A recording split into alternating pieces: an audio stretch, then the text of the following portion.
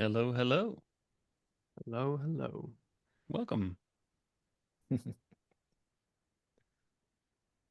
All right, we're having some people filter in already. Let's give a minute or two here to give everybody a chance to do so. As people are joining though, I mean, I'm always curious. I'm always curious because I'm a curious guy. Uh, if you're interested, I would love to hear where everyone's joining from. So jump on the chat, jump in the QA, and drop where you're joining us from today. And I will actually set the example here. So I am joining from a lovely town called Pleasant Grove, Utah, otherwise known as the Observe Point headquarters. Got Phyllis from Colorado Springs. Hello. Nice. I wonder if Colorado's having as beautiful spring weather as we're having here. One can only hope. This feels like it's like a March Madness where everyone's joining from these college towns as well. It's kind of fun. Oh, and Dave, there you go. Phyllis is answering for it. Yep, warm today. Snow on Saturday. Ah, spring weather in the Rocky Mountains is really unpredictable. Jeez, sounds too familiar. Awesome. Let's go ahead and get started. We want to keep things relatively short today. Short and sweet is what we'd aspire to do. So let's go ahead and get started. For those of you that don't know me, I don't think I've had the pleasure of meeting quite a few of you yet, but my name's Ethan Prete. I run marketing here at Observe Point. And today we have the pleasure of being joined by Dave Smith, CTO, and then the battle true and tested Mike Fong, solutions engineer, who's staying up late to join us from England today. I don't think it's too Well, I late, mean, but half past four. I mean, you're calling me old. It's not quite it's that late. 5 o'clock somewhere, just not here or in London somehow. So, but today, as you guys all registered to see, we're going to be talking through a lot of the predictions that we have seen, the trends that we have experienced so far. We're already a few months into the year, but I like to do the predictions not just at the beginning of the year because I feel like a lot of times those are truly guesses. But now, obviously, at the end of March, we've actually seen how the year could be unfolding, and so we'll be talking through a lot of those today. We are live, so please be sure to use the Q&A function for any questions that you have. We'll be getting to those as quickly as possible, but let's make this collaborative. Let's make this effective. So please utilize that function.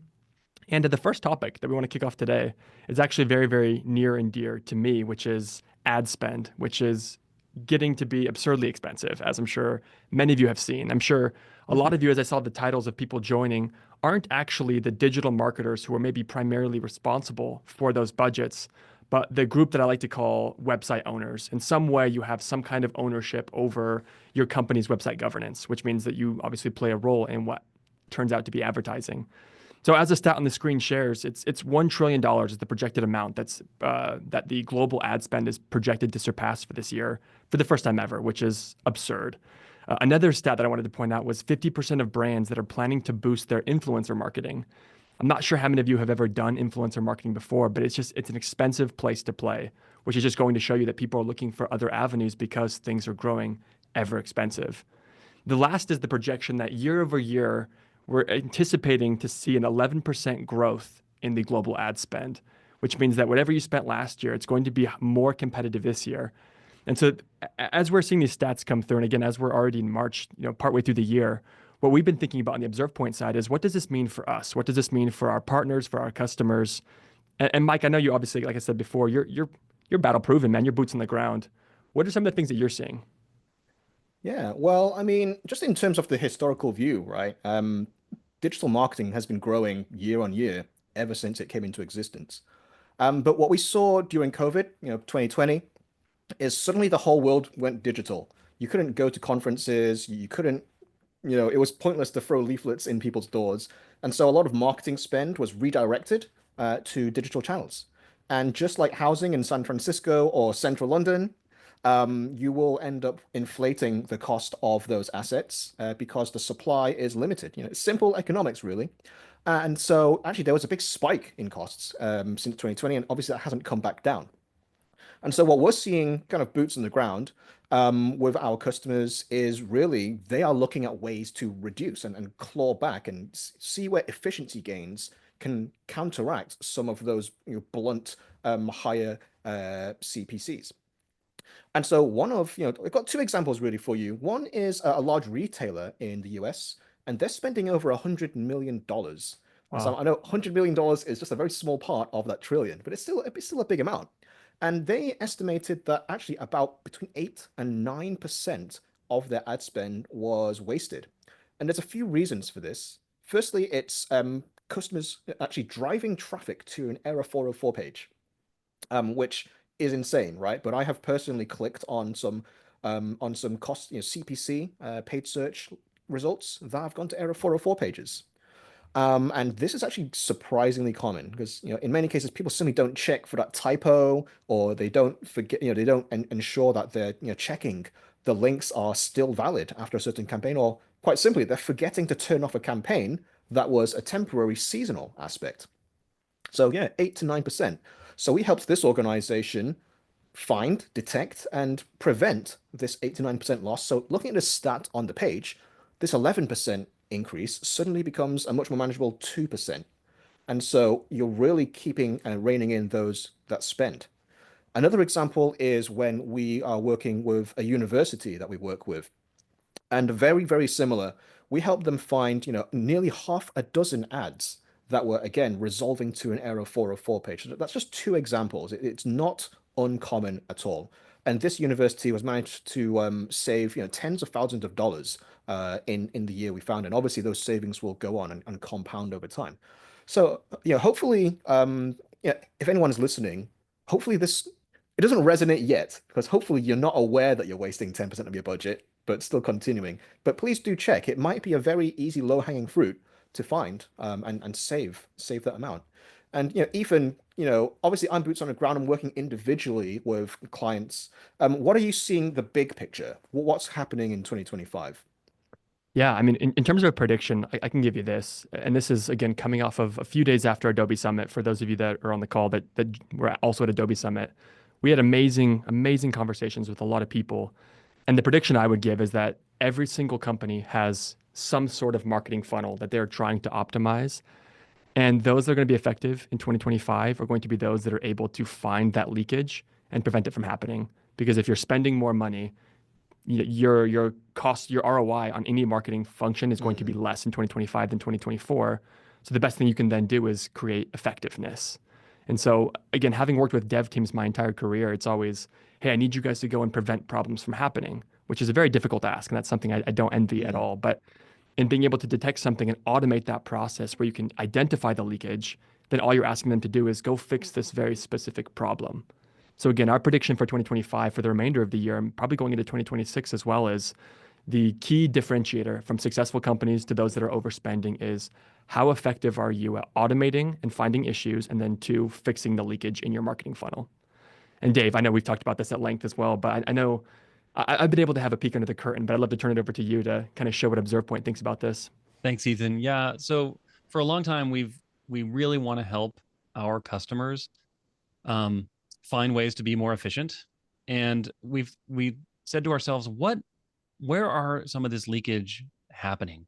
And we've already talked about one, which is where you buy an ad campaign from Google or LinkedIn or wherever, and you set up a landing page, but then it turns out the links are all 404ing. Okay, great.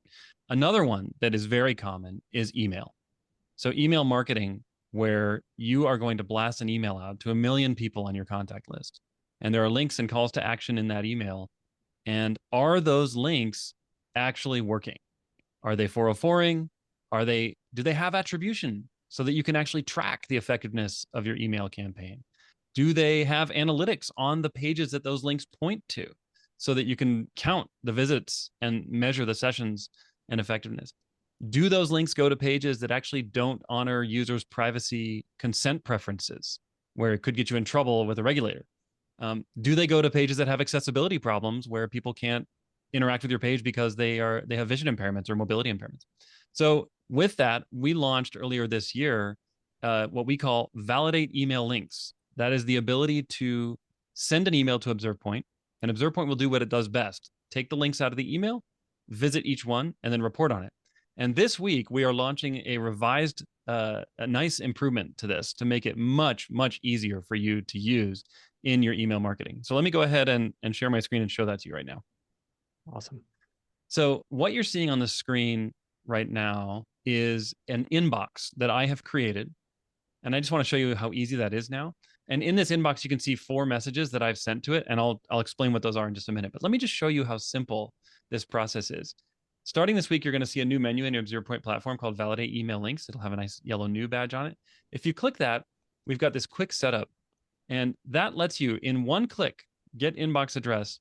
It will create an inbox for you with your own dedicated email address. It will set up 6 different alerting criteria to take you to automatically validate every page in every link on every email that you send to it. And it will send you this nice thumbs up, thumbs down notification before any email you send. So this is great. If you're using any of the top email sending platforms, all you got to do is add this address to your test send list. And then every time you do a test send, ObservePoint will send you back an email saying thumbs up or thumbs down. And let me show you what that looks like. So here we've got 4 emails that I've sent, and you can see the first 3 had issues. And I'm like, well, what are the issues? So this first one, it says not ready. What's the problem? Well, I'm going to click on here and it's going to show me exactly. So here's the 6 checks it did. You can see 5 out of the 6 checks failed. Things like broken pages. I had a broken page. I had a page missing analytics. I had a page missing a consent manager. Like, how many times has your privacy team or legal team said, hey, are your landing pages that you're driving traffic to, are they actually have the consent manager installed? Missing a tag manager, which means you might have rogue or piggyback tags loading on that page outside of a tag manager. Web vitals. Are your landing pages performing well? Are you getting good LCP, largest contentful paint numbers from your landing pages? And pages without a query string, which indicates that maybe you're missing attribution. So we run through all 6 of those checks for you automatically. And let me just go back to my my demo here. Let's receive message. Oops, wrong order. There we go. And so now you can see I've sent 4. First one failed, next one failed, next one failed. And then the last one I finally got right. If I click on that, you can see, okay, all 6 emails or all 6 checks passed. This email is good to send. And your marketing team will receive an email in their inbox with a big green checkbox saying all checks passed. And this is great. If you, oh, look at that. Zoom gave me the thumbs up too. Wow. That's validation right there. Anyway, so Zoom supports this message. Yes. Thanks, guys. So just the last thing I want to say about this is you can customize these checks. So anything that ObservePoint can check about your pages, you can incorporate into your flow. And it's totally automated because your marketing team, your email marketing team doesn't even have to know this is happening under the hood. They just know I wait for that green thumbs up email to come from ObservePoint before I send out any of my marketing campaigns. And I can squish, I can prevent leakage from all that spend and all that time we invest there. If you have any questions or comments you want to make about that, some of you have already seen this, I think, and some of you maybe have been using it. But if you have any questions or Q&A, go ahead and throw those in the chat, the Q&A, and we'll answer them as we can. Awesome. Dave, thank you. I mean, I think, again, for those of you that don't know, that tool, email link validation, that the validation of that confetti coming out was enough for me. That's awesome. And again, you don't have to be a marketer to use that tool. But again, going back to what I said earlier, for all of you that have any sort of stake in website ownership, this is a tool, again, where there's that collaboration that can happen between your department, your team, as well as those who are operating more on the marketing side to cut down those expenses. Exactly. Ethan, can I toss in one more thought on that? Please. Yeah, please. You know, a lot of our customers work for large organizations, and sometimes it's hard to get all the communication back and forth. And so, you know, if you're a privacy compliance team or if you're a web analytics team, you probably have had experience before where someone created a landing page, didn't tell you about it, so you weren't able to measure it, but then later someone expects you to measure it even though you didn't even know about it. This is a great way to close that gap where you say, look, marketing team, every time you send out an email, just make sure it goes to this test inbox first. Then you can also be informed about any new landing pages that are coming online. And I just want to add, as an analyst, I am an absolute stickler for efficiency, and I hate the idea of spending money to burn money. And so if I'm spending money on an email marketing campaign to drive traffic to a page, which might be a GDPR violation, I'm like, I'm spending my marketing budget and I'm increasing the potential size of my fine. And, to me, that is just like, right? That is just inefficiency. That's burning the candle at both ends. I would hate for that to happen. And in light of that too, I'd say, again, to Dave's point, cover your bases. As simple as adding the email on there to where you can have some peace of mind, like definitely worth it. Let's go into topic 2, though. So topic 2 I wanted to talk about was actually a conversation we've had a lot last year, and it was obviously something that kept a lot of people up at night. But and that was third-party cookies. We've talked at length about this, but obviously we know now with certainty that they're here to stay. And I think it's important to understand not just that they're here to stay, because obviously that news is maybe even old news, but to the extent to what they're staying for, and maybe how that affects the entire journey of your site visitors. So this is more for those that, again, are in that category of website ownership. Mike, I'll turn it over to you again. I know you were part of that conversation when it happened, but I'll turn it to your thoughts. Sure thing. I mean, it does hurt to spend a year or two of your life researching a topic and then just have Google cancel it. But, hey, we can't all we can't all have things exactly the way we want. Okay, so I'm just going to share my screen again. And just to, let's rewind. So 14 months ago, I sat here in this exact chair with this exact tree behind me. And, we discussed what was happening with cookies. And 14 months ago, Google Chrome, which is representing 65% of the browser market share, they were on the cusp of phasing out third-party cookies. Remember, Safari, Firefox, Brave, Edge, they'd already done it. But Chrome being so big and so invested in the marketing space, they hadn't rolled out any changes to third-party cookies. So at 1% test group, that was the situation we were in January 2024. And the goal was to roll that out to 100% by the summer of 2024. And that was a big thing. That was in the news. The whole industry was really wondering what's going to happen. And so that half year was actually for testing. So that half year was for real world testing with their partners and the wider ad tech community. And so we need to just know a bit technically about how it was going to work. And in a summary, Google Chrome would deprecate third-party cookies only, which would mean that this was no longer useful. They were no longer able to target customers in a cross-domain way and build profiles. And the goal here was to protect consumers' privacy. Instead, to allow vendors and publishers to target adverts, Google Chrome would build profiles about you within Chrome, and these would be called interests. And this gave consumers control of the data because the interests were on your browser. You could actually delete it at any time.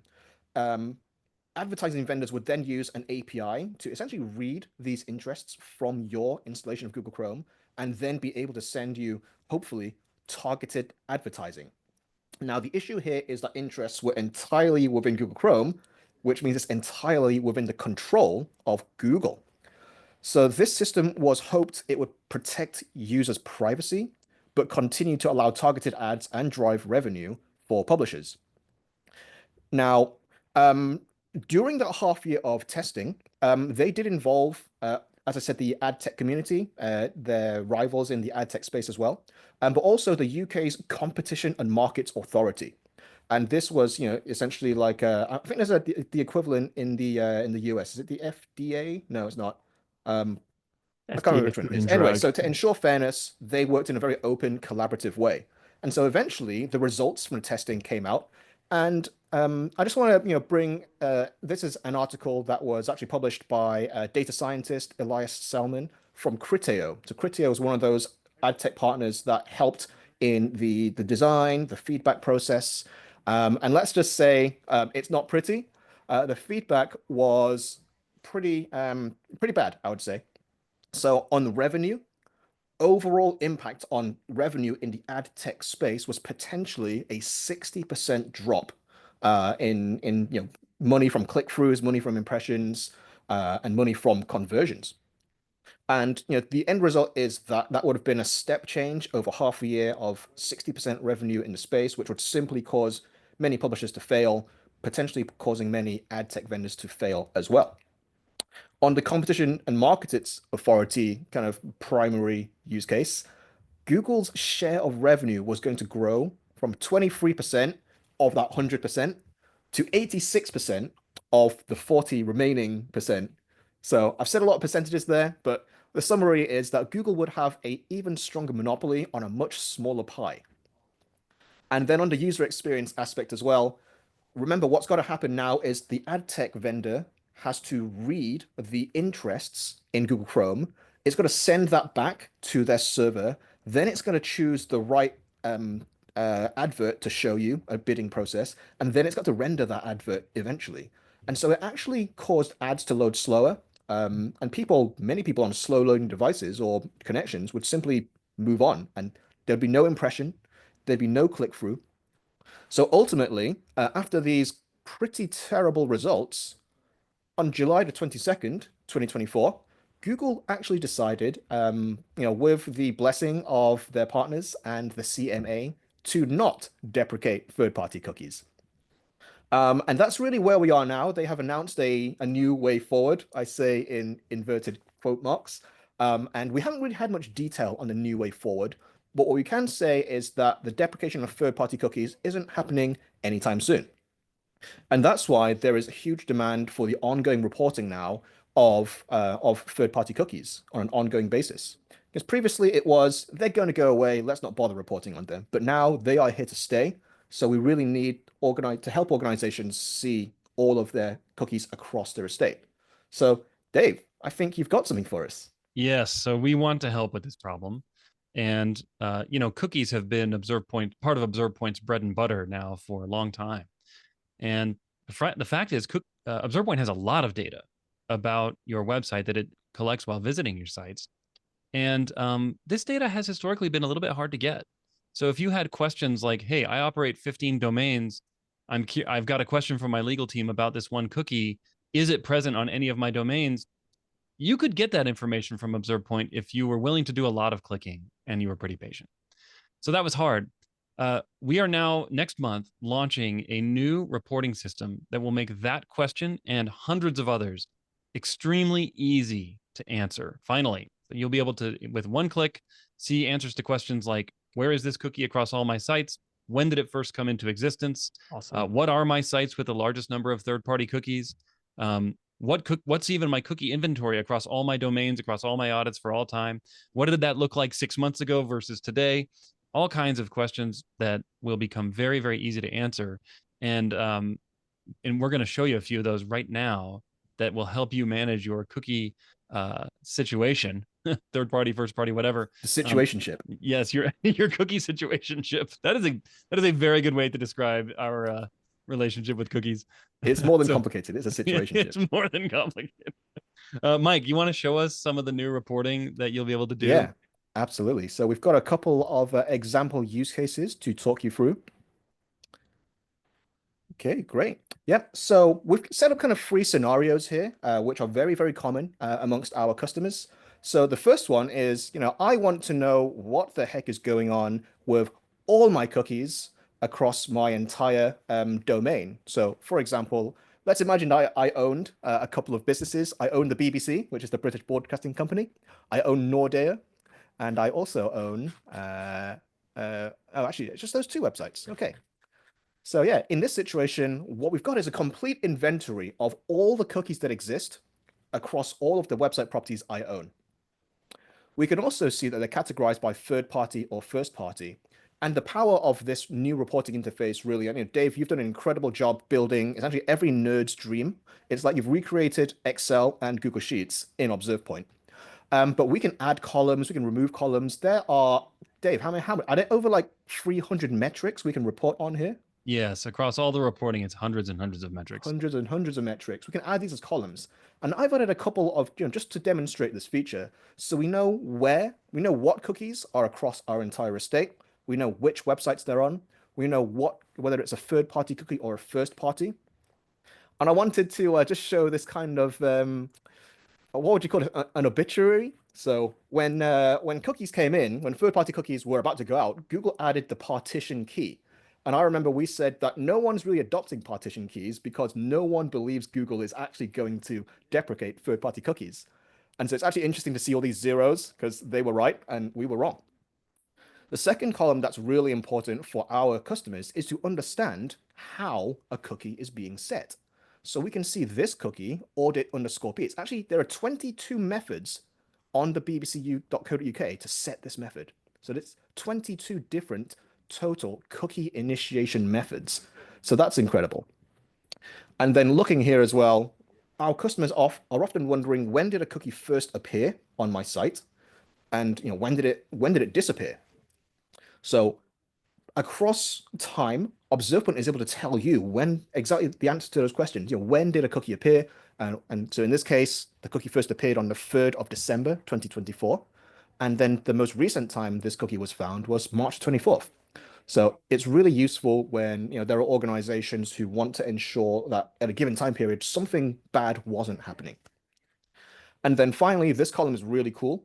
We're actually able to tell our customers where, which technology a cookie is associated with. So we can see that tapad.ts is linked to the Telenor. We can see that VP is linked to the pulse point technology. Okay, so this is everything, or it can be everything you would possibly want to know about cookies. Let's move on to another example. Let's imagine we want to look at kind of a longitudinal over time situation instead. So let's imagine you own one website and you want to know, I've scanned my website every week. What kind of metrics and how are things changing? And eventually, I'd like to plot a line graph of some kind. Well, now you can. So this is a single audit. We've run it 3 times over the last 2 weeks, and we can see the number of unique tags and the number of unique cookies is slightly changing over time. But as a website owner, I'd be pretty satisfied that over the last 2 weeks, nothing major had changed on aggregate across this audit. Okay, or across this site, I should say. And here's just another simple example of lots of cool metrics across a huge data set. So, 98 different website audits that I've ran, lots of metrics, really allowing you to keep an eye on everything across your empire. Okay, yeah, so that is really Dave, when is that being released? Can you remind us? Yeah, that's going to be coming out in April, so just a few weeks now. Brilliant. Yeah. So if anyone has any questions or they want to see advanced access of this, if you are an Observe Point customer, you want to see advanced access of this, please do reach out to any of us, and we'll get working on some use cases. The harder, the better. The nerdier, the more SQL-like, the better. I love that. I love that too. And again, 2025, a year that's going to be defined by the ability to ingest and find direction in mass. And I think this tool is getting us closer to that. And again, I'm excited because ObservePoint has a decade plus of experience in this exact field. So being able to now bring that reporting into one spot is it's amazing work. So we're excited there. We'd love to hear feedback. So please, again, if you have any questions, drop that in the Q&A. If not, let's start a conversation after. Let's come to your team. Let's showcase this. Let's hear the questions you guys have. And lastly, we have one more topic to cover today. And this one has, again, been very top of mind. Again, coming a week off of Adobe Summit, where basically I'd say 75+% of the conversations revolved around accessibility and what that means. And for anybody who obviously is a brand that even if you operate in the States and you have any sort of operation in the EU at all, like this is top of mind for you. If you're joining us from the EU, you probably already had like a countdown timer, on your desk in the office where you're waiting for this to hit. Mike, this is a situation where you are truly boots on the ground because you're actually in London. What have you been hearing about accessibility EAA and what that means? Yeah. I mean, we have a lot of our customers have been coming to us. This is a hot topic. And just, quick explainer for anyone who has not heard about this. The European Accessibility Act, it's kind of the next kind of big guideline from the EU. And it's going to come into effect on the 28th of June, 2025. But let's step back, and even before we think about guidelines and regulations and what we need to do about them, let's just think, the human aspect. Why are we even doing this? Like the internet is about 30 years old.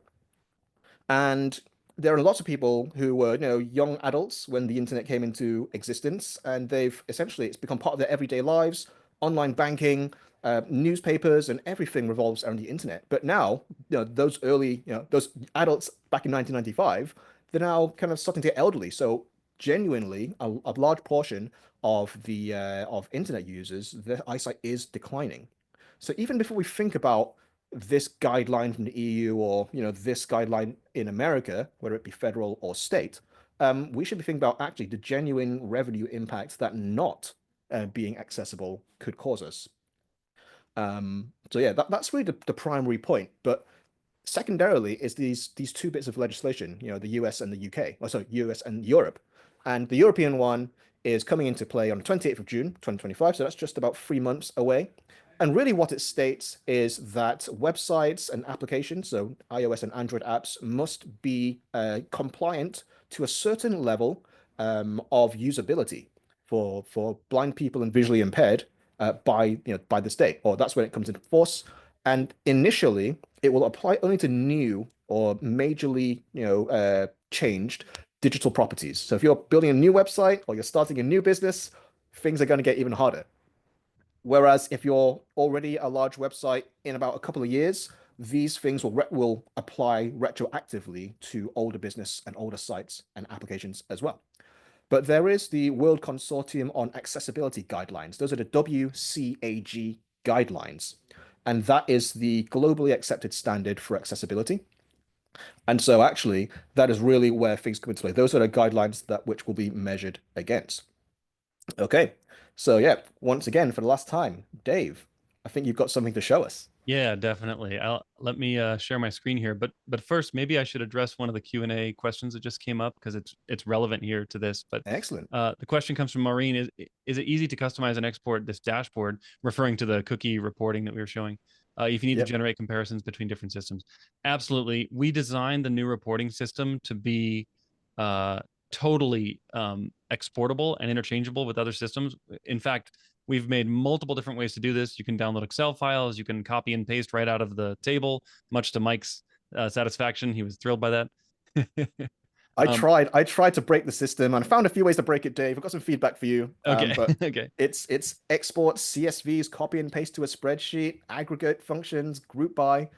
It's incredible. Yeah, so we've tried to make it very easy to export. Your other question, Maureen, was can we customize? And yes, the whole thing was designed from the start to be 100% customizable. Everything Mike showed on the screen today and everything I'm going to show you in a few minutes has been just things that we pointed and clicked at to set up ourselves. Like these are not actually canned reports that come from the system that you can't change. We will give you a bunch of reports to start with that'll make life easy, but then you can customize them to your heart's content. Add new columns, remove columns, change sorting, filtering, grouping, change aggregation functions. It's totally customizable. We are truly building a flexible platform here and not a point solution. Okay, back to accessibility. Let me go ahead and share my screen. So those of you that have been following along with the Observe Point's progress over the last year will recognize this screen. This has been around for a while. This is part of our page details report for a single web page at a time. You've probably seen this. It's got a screenshot on it. It's got some metrics. And we've had this accessibility tab on here for about a year, maybe a little less than a year. Maybe it's more like 7 or 8 months. But we've had this here, and it's great. It shows you for a single page at a time, it shows you all of the accessibility problems that Observe Point found on your page. You can drill into each problem right down to the HTML, and it tells you exactly what you need to do to fix it. Well, this is great. We got a lot of positive feedback on it, but it comes up short for large volumes. If all you want to do is look at one page, fine. But my website doesn't have one page. My website has 1,000 pages, and I have 15 websites. So that's a lot of pointing and clicking. To help with this, we have added accessibility issue reporting to the new reporting system that's launching in April. And I want to show you 2 sample reports that I just put together yesterday to show you how customizable and flexible this is. Same features Mike was demonstrating earlier. So this is a report showing in the first column the domain of a website. This is just from medium.com. It's a popular blog site. And I've applied a filter to only include medium.com right here. So on the left is that column with just the domain name. And you've got some subdomains in here, but they're all medium.com. And look, this is the first 10,000 results, or sorry, this is 2,674 rows in this report. Every row here represents a combination of domain and WCAG accessibility criteria, the impact level, and the verbal, like the written description of the accessibility issue that was found on that page. And then the final column is number of pages, unique pages that are affected by this issue. So you can see that from all the audits I've run, 44,000 pages have this problem. And I sorted by this column here because if I fix this problem, it's probably going to be fixed on many of those pages, if not all of them at once. So that's your biggest bang for the buck issue to go fix. 44,000 pages for the price of one WCAG issue. And we also added a few other things here to make life easy for you. What version of WCAG is being reported and what conformance level, A, AA, or AAA. And convenient links here. So this is criteria number 1.4.6. I can click on that and it will take me to the WCAG website documentation to tell you exactly what that is and what needs to happen. And of course, the docs here are really quite good. You can read all you want to know about that. And this is great for your dev team because you can export this and then send it over to your dev team and they'll know exactly what they need to do to fix it. So that's great for aggregate, like an overview of your site, like where are all the issues and where should I focus my effort. But what if I want to deep Oh, dive Dave, into? we've Yes. had comments saying Oh, nothing is shared. oh, I'll reshare. We'll see what happens here. Hopefully it was just Thank you one very much, person and Rob. not. How are we doing now? Is that showing up? I can see it. Yeah. I can see your screen. So actually, it must be a problem with Rob's computer because I Okay. can see your screen. Yeah. All right, cool. Well, I'll continue on. Hopefully this there might be sometimes in the Zoom interface, there's tabs across the top that you might need to click on to go see. Sometimes they get clever and hide the sharing up there. Okay, so that was a demo of an overview of all the accessibility issues. By the way, I can export this just to answer the previous question. I've got this, I can download the data as a CSV. I can also come in here and I can just highlight it. In fact, I can hit Command A, highlight everything, and then copy. And I could even make like a new Google Sheet and I can just paste it right into that sheet. And presto, I've got myself the whole report exported in a Google Sheet, just like that. That took me about, I don't know, 1.5 seconds, roughly. Okay. Now, that's a good overview. Like I said, this is a kind of report you would create and save and share with your team to give you a bang for the buck impact rating. Like, what should I fix first?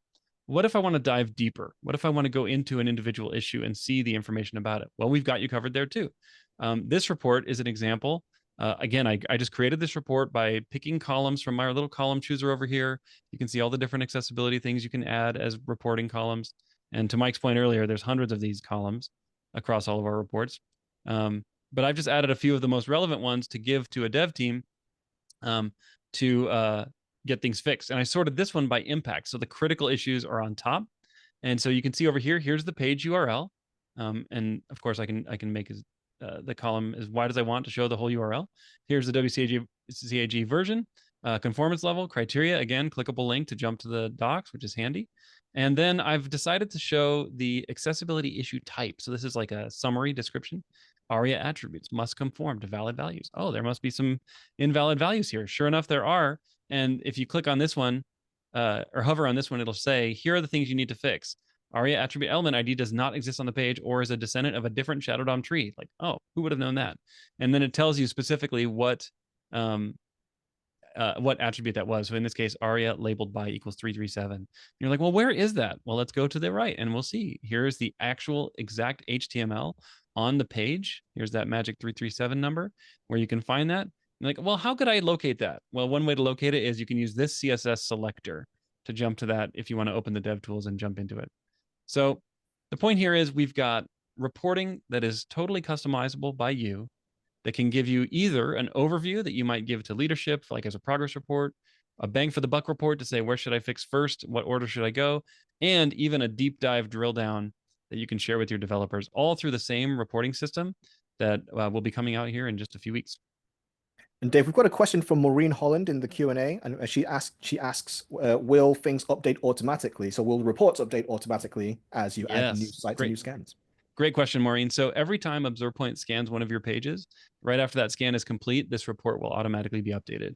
So if you have a link, kind of like a dashboard style link to one of these reports, every time you click on that link, it'll load the most recent data so you can see the up-to-date status. And there is actually a filter for the most recent run of any audit or journey. Yes, exactly. So you can, that's right. Great call out, Mike. So we want this to be so flexible. So you can either view all the issues of all time ever or only the most recent state from your pages. Awesome.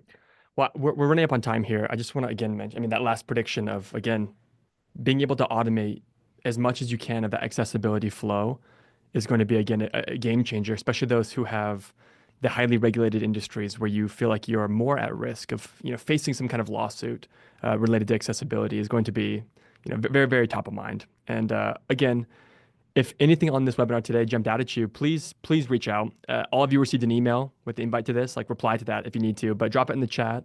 If we can explain something to your team, if we can bring something to your team, or if you're willing to share feedback from your team, we want to hear it. We want to talk to you guys. Thank you all for joining today, and hopefully we'll hear from you all soon. Thank you so much. Thanks, everybody. Thank you, Thanks for everybody. coming.